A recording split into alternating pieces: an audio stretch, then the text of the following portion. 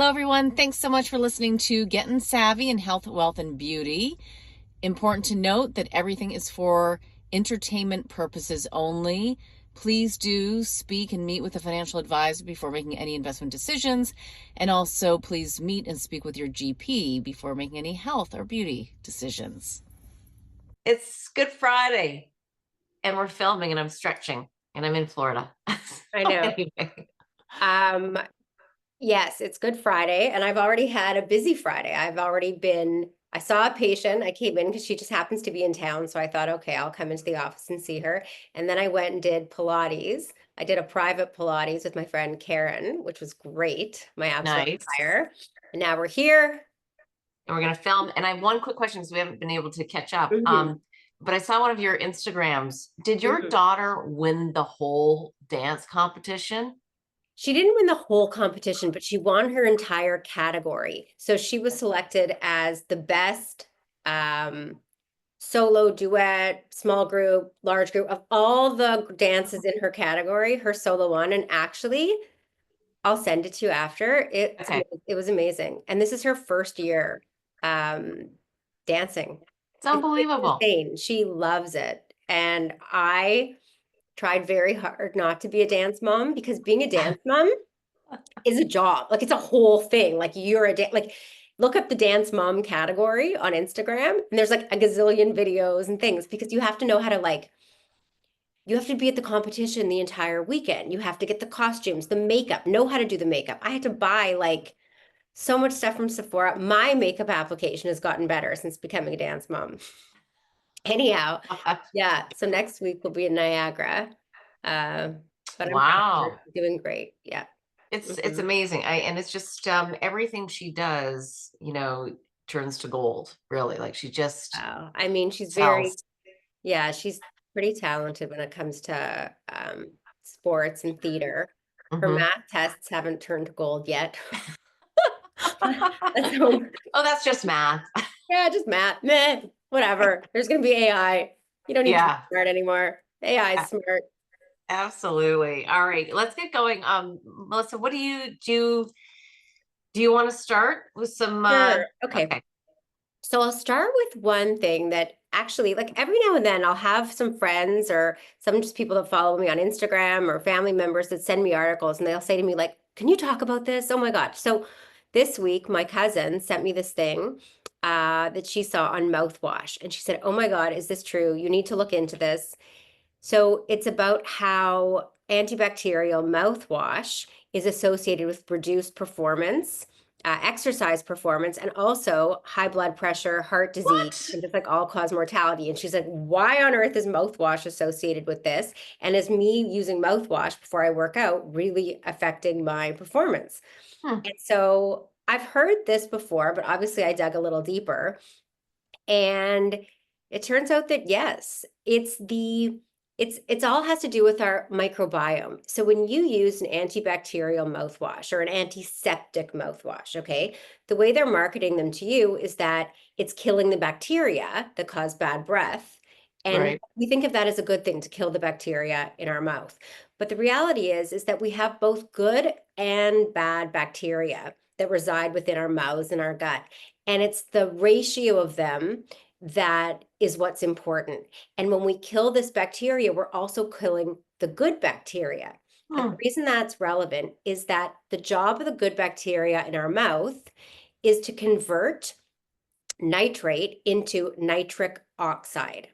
Nitric oxide is a vasodilator, meaning that it expands our blood vessels so that we can get more oxygen. So that's why they're saying it can affect your performance, because if you use mouthwash and you're not able to produce this nitric oxide, then you're not going to get the same blood flow to your muscles, and you're not going to get that pump that they talk about with workouts when your muscles swell a little bit after the workout. Also, it affects blood pressure because when your blood vessels are constricted, that's correlated with high blood pressure. So we need nitric oxide to relax the blood vessels to get more blood flow, and that lowers blood pressure. And interesting, this is actually how Viagra works, right? So Viagra increases nitric oxide, they get more blood flow to the penis, and that helps with erectile dysfunction. Wow. So it's kind of confusing science, but basically what it boils down to is be careful about using antiseptic mouthwash. You don't want to be using this. People use it twice a day or they use it all the time throughout the day. Not a Do good. they? Do people use it a Some lot? people do. I think there's some people that they worry about bad breath. And so they gargle with it a couple times a day. And you're better off promoting the good bacteria if that's the situation. So having, yogurt or fermented Oh, foods. And it got me thinking. So when we talk about nitrites and nitrates, yeah. this way it's making it think that they're a good thing because they reduce it to nitric oxide. Nitric oxide dilates blood vessels, more blood flow, more mitochondria, more energy. But then I started thinking, well, what about deli meats? Like, isn't it bad in deli meats? Like, aren't we told to avoid Right. the nitrates in deli? So I couldn't understand. So turns out that the nitrates in processed meats like pepperoni, salami, bacon, those nitrates turn into nitrosamines Oh, instead of nitric oxide. And nitrosamines are carcinogenic. So they are linked with increased risk for cancer, especially cancers of the GI tract. hmm. So there you have it. Very interesting. So I just looked up using Grok because that's what I Okay. use. Mhm. Listerine is owned by Johnson and Johnson. Okay. Okay, so antiseptic mouthwash. It was originally developed in 1879. Wow. Yeah. So I wonder if the formula has changed as well, you know? Well, I think that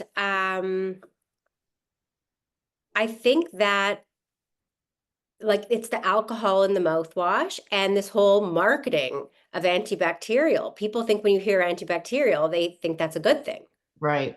because we're killing Yeah. bacteria. But it's the same problem with overusing antibiotics as well. Right. When you kill bad bacteria, you're also killing the good bacteria that live in our GI tract. And it's all about the ratio of good and bad bacteria that matters. And So, isn't that why some people get yeast infections when they take antibiotics? correct, correct. So, you know, you want to be able to, I think they call it what's the word? The dysbiosis. Yeah, so it says that when the quantity and proportion of the friendly bacteria are reduced, the Hmm. harmful strains and pathogens are allowed to grow unchecked. And this can result in an imbalance known as dysbiosis, which is associated with poor health. So that's why sometimes, we think you think you're doing a good thing, but Yeah. and this is why a lot of my patients still, they're like, just give me an antibiotic. And I will say to them, like, I know you want one, but this is a viral infection. And sometimes by taking an antibiotic that you don't need, it's not just an insurance plan, you're also could be doing some harm. But it's hard for people to sometimes, Yeah. I process mean, that, especially when they're feeling like crap. well, yeah, and when I was younger and working on Wall Street, I'm like, you can't get sick. Like you just can't Yeah. get sick on a Uh-huh. trading desk because you got to show up there at 5:30 in the morning. So I was definitely one that was like asking my doctors for like, just give me the Z pack. I know. Does that exist anymore, the trading desks like that? Or is this all computers? Oh no, I mean I haven't visited one in a while, but yeah, no, it's still all there. Yeah. All there. Speaking of insurance, just for 1 second, I'm not going to talk a lot about the stock, but I just thought it was kind of interesting. Well, two interesting stocks to mention. One is Eli Lilly. The Hmm. stock was up 14% the other day, and that's because of a GLP-1 pill meeting goals. This was a study that they have been doing, obviously using a pill versus an injection, Hmm. and that the GLP-1 pill matched the weight loss of the injections, and they're Wow. expected to file regulatory approval for obesity for this pill by year end. So the stock, for a large like a large cap company like Eli Lilly to be up 14% is pretty significant in one Huge. day. Yeah. I wonder if Novo Nordisk dropped on that result as well because their oral pill didn't perform quite as well as they'd hoped. Mm, okay. I didn't look at that one. Someone told me they was also on it was on the news. Like one of my patients said they were watching one of the morning shows and they talked all about Eli Lilly and this pill. So it obviously got a lot Oh, of attention. yeah. And I said to my patient, she was like, I can't wait for the pill to be there. And I said to her, well, is really taking the shot that bad? Like, it seems like it's like once a week. Like, is it that intrusive to your life that the pill would make such a difference?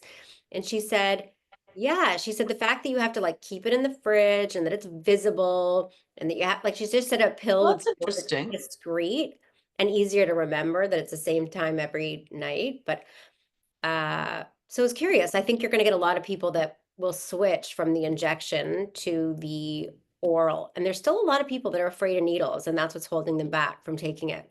Yeah, interesting. So, One other thing too, UNH, so United Health Company, so one of the insurance companies, health insurance companies in the States, which is a very different system than we have in Canada. That stock was down 22% in one day. And again, a very big, I'm trying to teach people like these are big moves, right? Like stocks kind of move maybe 1-3%. They can move, significantly on big news items too. So that's important to know. wasn't this the one that the CEO was shot? That is the same company, correct. Yeah. But the stock was down But it's dropped because even further since then. Oh my God. yeah, and well, I don't know if it resumed some of the weakness that it had before, but they came in and they missed earnings expectations. So right now in the market, companies are reporting their most recent results. So the first quarter, January, February, March, and then they report in April. Okay. So they reported weaker than expected earnings. And one of the reasons is because they had higher medical costs in their Medicare business. Enrollees, so their members, are getting more checkups. So more costs. And from those checkups, more follow-up items to see specialists. So I just thought, just kind of an interesting, And they're probably proving more ever since the guy got killed for pardon? rejection. So, and they're probably making a lot more approvals ever since the guy got Maybe. killed for all the rejections. They were in the news because they were rejecting so many claims. I mean, Right. that's a tough business. I mean, sometimes I think about our system is so different than the American system. And I get it that both have their problems, but I'll Yeah. give you an example. Like I have a patient who was in the US and had a medical issue, and the workup he got and the treatment he got was so different from here. In some ways, it was good because they were so on him with a bunch of tests and all these things. But on the other hand, he didn't need like the amount of stuff that he got done when we came back here. I was like, that's crazy. Like you didn't need all those tests. And then they all were trying to label him with the diagnosis that he actually doesn't have. Oh, It was wild. And wow. actually, that segues nicely into another study that I want to talk about on Okay. CT scans. So here's an example. So we sometimes think in the US, they're a lot more likely to work things up. They do a lot more tests than we do here. That's what you mean by work up. That's what I mean by work it up. So if you go into the doctor with a headache in the US, they're more likely to do CT scan, MRI, lumbar puncture, all these different things. Whereas here, they take a little bit more of a approach of, because we don't have the same access to the testing and there's less Right. liability here. Like in the US, I think everybody's so worried about getting sued, about missing something. So they're so worried, oh God, what happens if that headache was a brain bleed and I didn't order the CT scan and now they're going to sue me? Whereas in Canada, we don't really, it's not as litigious. Right. And the doctors are protected by our Canadian Medical Protective Agency. Anyhow, so I read the study. It said it was a large scale study of CT scans performed in the United States, has estimated that this technology could lead to more than 100,000 cases of radiation-induced cancers. So in other words, those CT scans are causing cancer. So this study was published in JAMA, and it found that in 2023, 61.5 million Americans underwent a total of 93 million CT exams, and approximately 103,000 radiation-induced cancers were projected to result from those exams. So the most common radiation-induced cancers they saw were lung cancer, colon cancer, leukemia, and bladder cancer. Odd. Yeah, and in females, breast cancers was the second most common. So just to give you an idea of how much radiation a CT scan delivers. So an average X-ray, okay, so if you have a chest X-ray or an ankle X-ray or whatever, will give you the amount of radiation that you could expect to be exposed to in about 2 days worth of environmental radiation. Okay? Okay. Sorry, 10 days worth of environmental radiation. A CT scan is going to expose you to the amount of radiation that you would normally get from 2 years of environmental radiation. Wow. Yeah, so it's a large load. And if you're getting multiple CT scans or unnecessary CT scans, yes, it may pick up additional. Well, that's what the study didn't show, is how many cancers did it pick up? There's always a risk benefit. That's So true. if it picked up more cancers ultimately than it induced, Right. then okay, And that's it's okay worth it. then. But maybe there's other modalities they could have used, like ultrasound, which has no radiation, or MRI, which has no radiation, instead of the CT scan, and therefore save those radiation-induced cancers. That's interesting. I didn't know that, MRI or ultrasound, There's no is radiation. no radiation, so better than a CT potentially, depending. Yeah, it says that what they extrapolated was that the findings suggest if the current radiation dosing and practices continue, then CT associated cancers could eventually account for 5% of all new cancer diagnoses annually. Hmm, That's a lot. So what I'm a saying lot. is, like, we have this tendency to say, like, give me the antibiotic, give me the CT scan, give me the drug, give me it, but we don't always think about, in medicine, they always talk about that Hippocratic oath, like, do no harm. So you don't want to cause harm by ordering some of these tests that might not be necessary. Sure. Understood. Interesting. Mhm. Um, Interesting to see the your world and my world, intersect really, right? Yeah. Well, and that's why I love investing. That's why I love the markets. Because it's just it's our everyday life. Yeah. I don't love the investing in the markets lately. Okay, no, that is very difficult. I will say that. We had a bit of a reprieve when we had the pause. Remember going Yeah. back a week Yeah. ago on these tariffs, and there has been apparently some progress made as it relates to trade discussions, particularly with Japan, the United States and Japan. Mhm. So these are kind of these one-off conversations, which I think is how President Trump wants to proceed. That's our Mhm. understanding of that. Mhm. So progress apparently with Japan and progress, I believe, with Italy as well. I'll just say that, from the market perspective, people are really wondering if the bottom is in, right? There's still the themes right now in the market are, will the tariffs cause a recession? Will the tariffs cause inflation? And if that's the case, these companies, consumers aren't going to be able to buy as much, Mhm. and therefore, company revenue won't be as strong, the profits won't be as strong, and therefore the share prices should be trading lower. And so people are really trying to, when I say people, I'm talking about the big money managers, pension funds are trying to figure out how this plays out. And I still say, I'd say, like, we don't know yet. We still don't know. And that's why, people are being very, stock specific rather than just buying the overall broader market, which you can do. They're really kind of trying to do their homework and, and figure out which stocks they want to buy, which is what you and I talk about on a weekly basis. Mhm. Have you chosen any stocks, or is anything that's caught your attention recently? Well, there's a part of me, I'm like, why don't I just buy more of what I already own? Because I've already done the homework on it and I like Sure. it. Yeah, and now So it's just gotten cheaper. yeah, so I could do that. I was thinking about Google, but I'll just point out in the news, I don't know if you've seen this, but a judge has determined that Google has operated as an ad monopoly, depriving rivals to compete. Google is going to appeal and said that, publishers chose Google because their ad technology was better and simple and more affordable. So the stock was down, maybe 2% the other day on this, which isn't a big move. I think this has always been a bit of an issue surrounding Google in terms of their competitive process. But that's one that I've looked at buying. I've thought about buying Uber as well. Haven't done it yet, and Apple. Just adding to positions. What I want to point out as well, though, this is a stock I looked at years ago, and I'm glad I didn't buy it because it's plummeted. I believe they had a dividend, and that's why I was going to buy it years ago. It's Hertz. Okay. Yeah. And so the stock was up about 43% one day and 50% the other day, just this past week, because Bill Ackman, which is a very well-known hedge fund manager, Pershing Square's his company, took a 20% stake in Hertz. In the rental car, Hertz? Yeah. Do they think they're going to be one of the rentals of self-driving cars? I don't know.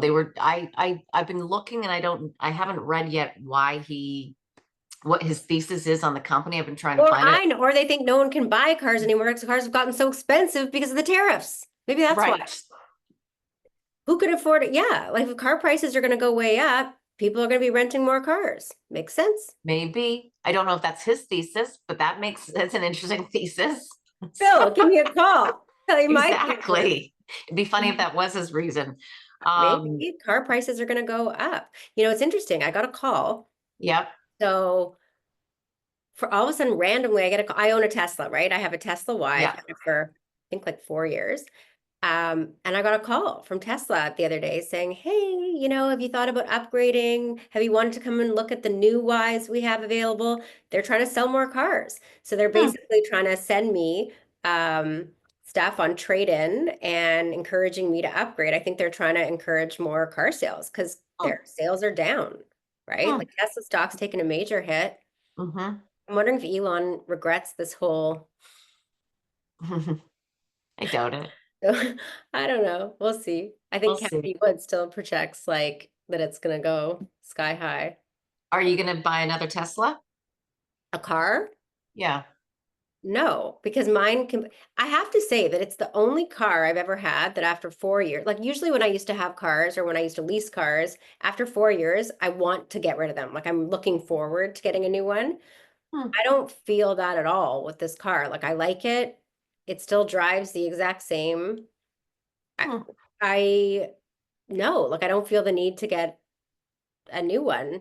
And I don't want to spend more money on that right now. This one Yeah. serves me just fine. It actually, the thought occurred to me that I feel like, you know how Apple, I don't know if this is true, but obviously some people feel that when you've had the same version of the phone for so long, it stops working as well. You know, all of Yes. a sudden the battery life isn't good anymore. And so because they're trying to subtly encourage you to upgrade, I'm worried that I hope Tesla doesn't start doing that with the car.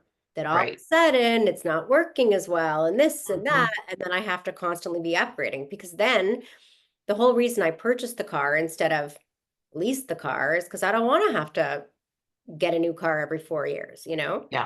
Yeah. But if that's what they do, now they haven't done that. It's still, the battery's great and it works great, but I don't know. Good.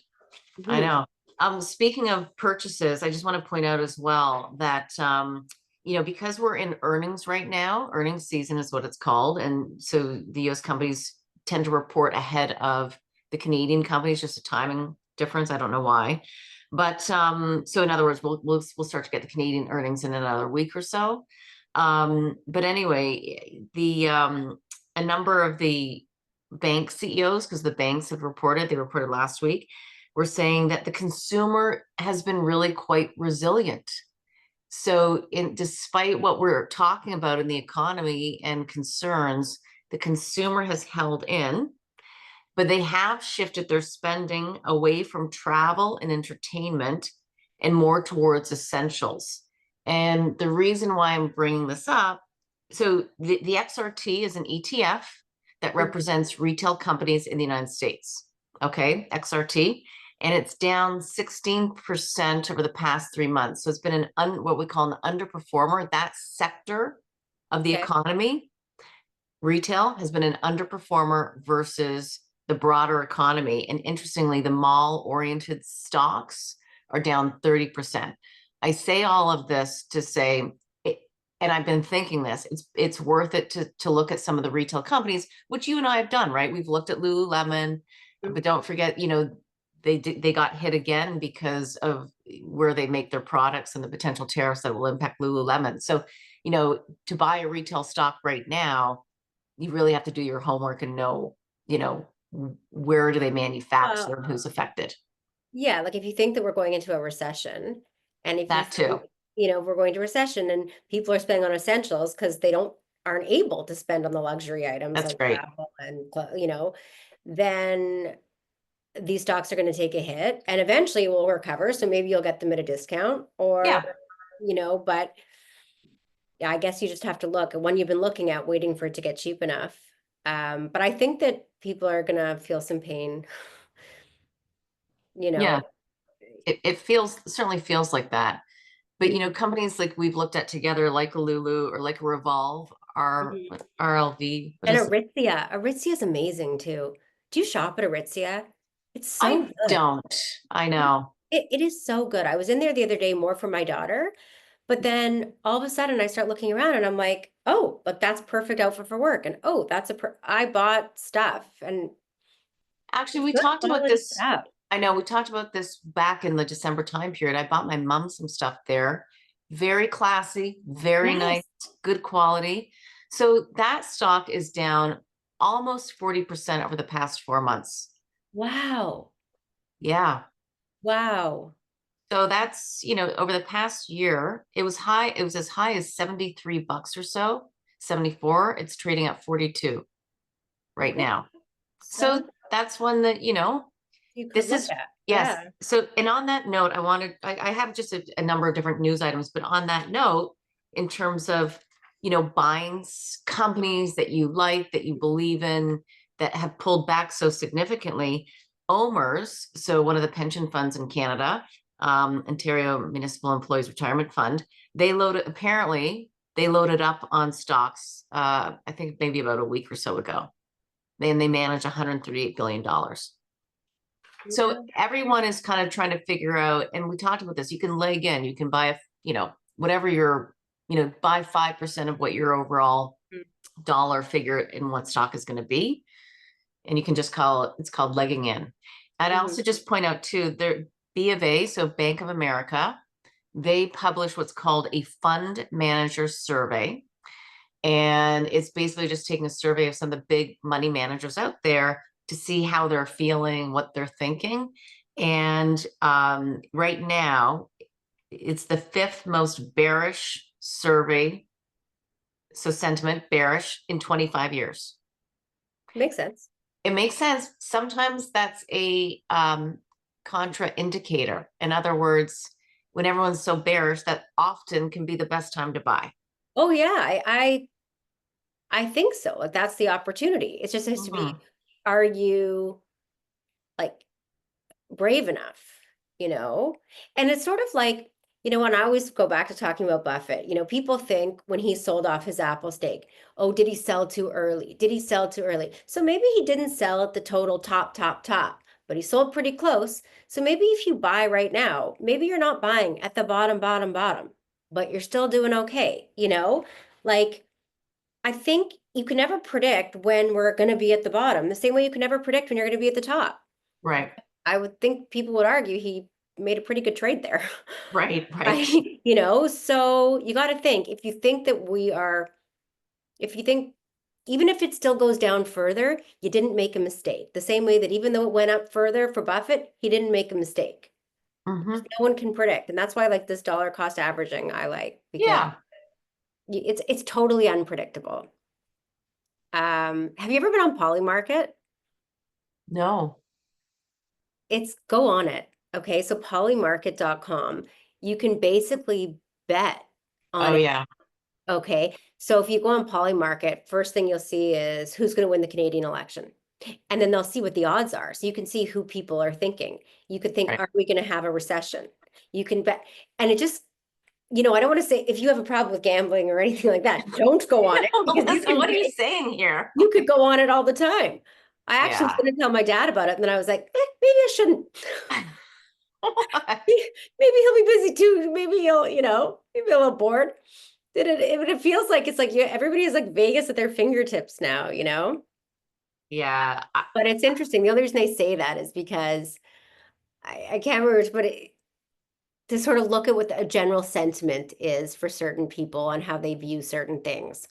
If people think that which direction the economy is going. The only thing that scares me a little bit right now, when you talk about the fifth most bearish market, I feel like Survey. oh, sorry, the survey, those other things were not self-induced. They were unexpected, like the pandemic, like it just happened. Whereas this seems like it was like when Trump set the like he did it, like he did something that caused it. Do you know what I mean? And he could reverse that just as easily. Whereas no Right. one did anything that caused the pandemic. It was just a complete, what's that term? Is it a black swan? Yeah, black swan event.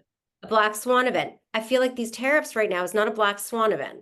This is a something Well, that can change on a like on a whim. well, but and to your point about black swan, and whenever I give speeches, I always use a black swan event analogy with the financial crisis.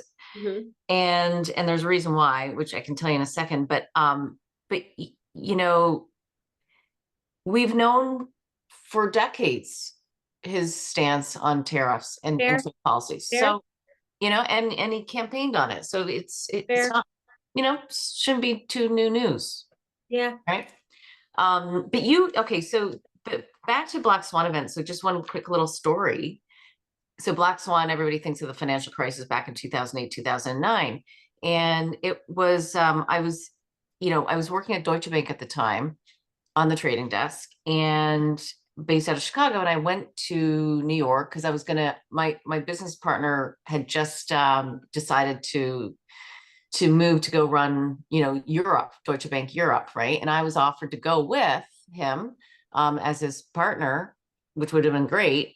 But my dad had just passed away, so I didn't want to leave my mom in North America by herself. And you know, he's my partner was a bit of a master politician, and I'm not. So he could in a big investment bank, you gotta figure out, the politics of it.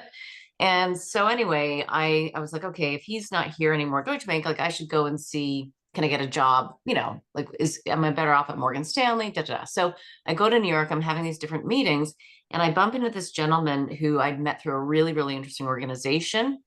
And he's like, what are you doing in New York? Because I know you're based in Chicago. And I said, well, I'm at Deutsche Bank. It's all great, but I'm going to meet with, Morgan Stanley. I'm going to meet with da da da. And I said, Morgan. He goes, oh, don't go there. And I said, well, I'm going to go meet with this other bank too. And he's like, don't go there. And I mentioned one more, and he's like, don't go there. And I'm like, wow, like this guy does not like the sell side, right? The investment banking was the sell side. He's the buy side. And I was like, I didn't even ask him why. I was just like, okay, whatever. Anyway, that was the summer of 2006. Financial crisis was 2008. He was at one of the most famous firms that was shorting the housing market. So he knew. He knew. He where we knew. were going. Yeah. So I always use that as a reference in the sense that somebody knows, meaning, when you think of Black Swan events, like in retrospect, they were actually predictable. So those people that were doing the homework, saying what makes sense here, what doesn't make sense. Anyway, I just like people in the lab in China when they leaked the virus were like, ooh, this is going to be a problem. If that's in fact how, I mean, thinking that most people are now thinking the lab leak is maybe the most likely cause of how yeah. coronavirus started. But yes, there's always somebody that's in the know. Yeah, exactly. Anyway, but Melissa, you wanted, I don't know if we have much time, but we can talk about, did you want to talk about credit default swaps, or do you want to talk about docs? Well, let me say that the credit default swaps is sort of like this. Like anybody who was shorting the banks at the time or shorting that knew that a lot of people were going to be defaulting on their mortgages. And so what we talked about with these credit default swaps is, are a lot of people going to be defaulting on their loans payments? And and therefore, if you believe that, the same way that you believe the financial crisis was coming, is that a buy? And, we both listened to the All In podcast, and Chamath was talking about this, that he hopes it doesn't happen, but like, could that be something that people could look into? Like, what if people can't, like, are a lot of bad businesses going to go bankrupt? Are a lot of people not going to be able to pay back their loans? Like, is this businesses, I should say, not people? Anyhow, so there you go. I mean, this is something that's very not my forte. Like, I barely understand it, but I did ask you about it because I'm like, what do you think about this? So, and were you saying it in the sense that, is there a product that you can buy Hmm. Like it to, seems like as a retail investor, the only thing that you can buy is an ETF. yeah, which I haven't really looked into that ETF, but a credit default swap is basically just like an insurance product. Mm-hmm. So, if you have think of it like car insurance, right? You pay a premium Mm-hmm. to protect yourself if get into an accident. Um, and you hope that never happens, but if it does, you're going to be paid out, right? Mm-hmm. If you're going to, be made whole. So the same thing is true for credit default swap. So it's insurance on a bond, as an example, or a government or a company. So if a company, issues bonds and Yeah. somebody buys those bonds Yeah. to hedge that bond or that company, because the bond represents the debt of that company, to hedge their position, so to protect themselves. That's what hedging means in this context, to protect themselves from that company going bankrupt, and Mm-hmm. therefore the bonds go to zero. They would buy insurance on that, a credit Against that. against that. So that's what this credit default swap industry is. So it would be protecting them. So if you're protect about the company going to zero, or what going to zero? What do you mean? Yeah, I mean, going to They zero. can't pay back. They can't pay back. So they're whoever created that CDS. Yeah. So if you're a pension fund too, right? You might hold a lot of debt, a lot of bonds. You might buy CDSs to protect on your fixed income portfolio. So you're going to pay a fee Yeah. to whoever created this CDS. You're going to pay a fee, but the benefit is if something happens, you will be made whole. The other aspect though, right? So if that company goes bankrupt, they will give you the value that you protected against. And Okay. you might not protect against the whole value of what you bought in the bonds, but you might protect against some of it, just a bit of a hedge. And those I get it. securities, they're derivatives, they trade in the market. So people, even if you don't need to buy insurance on bonds that you hold, you can trade in the market. Like other people are going to be just trading these, and the value of the CDS is dependent on the value of the company, right? So in other words, if you think that the company, if there's insurance on a company's debt bond, if there's insurance on that, and the company is looking very weak because of the economy, the value of that CDS will go down. So people will, so they're tradable Well, securities. I think it's sophisticated. I don't It's understand. very I don't sophisticated. fully understand. It's very Okay. sophisticated, but it Yeah. caught my attention. So I will be reading up and learning a little bit more in this area. Okay. And to your point though, and I'll look at the ETF. So Yes. see what it's all about. I haven't looked at that yet. I didn't even know that there was an ETF that represented CDSs, but it makes sense that there is, because there's ETFs that represent, as we talk about, Everything. everything, Mm-hmm. everything, which is Mm-hmm. great. I mean, it's a way to express your view of economies, of sectors, Yeah. Yeah. right?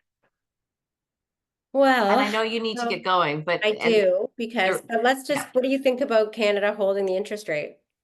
Oh, right. So this is another important aspect for people to know, that the Bank of Canada did hold the interest rate steady, Mhm. as opposed to lowering it. I personally, I think it's the right move. Yeah. I think it's the right move because, lowering it there are so many other areas that need to be fixed in the economy, and to me, and that's fiscal policy, not monetary policy, and that means it's the government that has to really do a better job of managing the country. It shouldn't be about raising and lowering interest rates constantly. It's not. Yeah. And remember, when you lower the rates, it tends to lower the currency. When we have a weaker dollar, it takes more Canadian dollars to buy everything we don't produce in Canada, which is a heck of a lot. So Yeah. you're using a weak dollar to buy what you need. All righty. All Well, right. on Okay. that note, I'm going to see if my shopping package arrived. Well, I guess they Why? don't deliver. I'm excited. I ordered a pair of shoes. I shouldn't have, but you know what? It made me feel good. I have to just end on this. So, because stocks have been down and the markets have been down and things are down, it made me feel good about some of the spending purchases I have made in the past 6 months. Because sometimes I think people, it's good to save aggressively, but you got to remember, you got to enjoy life and you have to have a good balance. And I'm really happy that I didn't just throw more money into savings and not spend on some of the trips that I took and some of Yeah. the things that I bought. Because you know what? That money, if I put in the market, would have disappeared because the stocks have gone down. And instead, I had some really great experiences and, good clothes. So I think it's always just like a fine balance, you know? Yes, life is certainly about balance. That's the trick, or that's Mm. the goal. My dad was phenomenal at that. But just one note, you only really lose money if you sell. Fair enough. Okay, fair enough. Okay? It's the Because optics of it. I'm down I on a know, couple but of you stocks haven't, that I it's bought. true. Unless you've sold, you haven't lost money. Yep, you're still in there. That's And a you buy good very good point. companies, they come back. You buy Yep. companies that pay dividends. I'm collecting my dividend checks. Yeah, that's very true. I think that when your stocks are up, even if you haven't sold, you feel like you're richer. So it's Yeah, more likely to make you go and spend on other things. When stocks go down, if you don't sell, you feel like you're poorer. So you're less yeah, likely to do. So we act in the way that we've made or lost money. But you're right. If you're a long-term investor, then it's just part of yeah. just got to follow that slope of the curve. I We're just think on a so. little blip and then. Yeah, yeah, absolutely. All right. And time All right, I'm going horizons. to check on Wait, my wait. shoes. Time horizon's very important, right? Like if you're, you know, 89, like my mother, like less time to recoup those losses. Yeah. So Yeah. time matters. All right. Even though we never know how much time we have. So We don't, but let's every talk day's about, a blessing. Every day's yes, a blessing. absolutely. Yeah. Okay. Okay. That's a positive note. Okay. Yeah. Have a great Bye. weekend. You Okay. Bye. too.